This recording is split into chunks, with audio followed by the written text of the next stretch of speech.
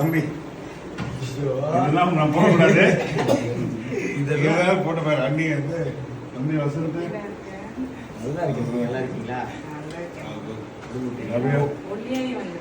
வந்து நான் பெருமையா சொல்லுவேன். அடிக்க எல்லாருமே சொல்லுவாங்க நம்ம ப்ராடக்ட் அப்படின்னு, நம்மளோட சொத்து. ஸோ அதனால உண்மையிலேயே அப்படி நான் வந்து டே 1 போகிறதுக்கு முன்னாடியே நைட்டு ஒரு 1:30-2 மணிக்கு மீட் பண்ணியிருக்கோம் சூளைமேட்டு சிக்னலில்.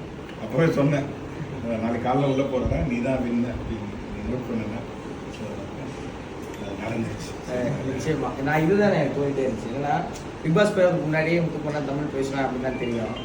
ஒரு ஃபன் சைடு இருக்கு முத்துக்குமரனுக்கு அப்படிங்கிறது பெருசாக போய் சேரவே இல்லை. அது வந்து நான் இன்ட்ரோ போய் சேருன்ட்டு சொன்னேன். ஒரு என்டர்டெய்னராக போய் சேரணும்னு எனக்கு ரொம்ப ஆசை இருக்குது சார்.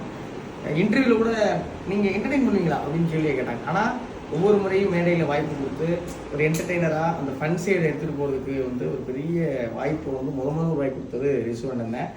அது வந்து எப்பயுமே ரிசுவண்ணனுக்கு அந்த நன்றியும் அந்த விசுவாசம். Love you so much Muthu, always.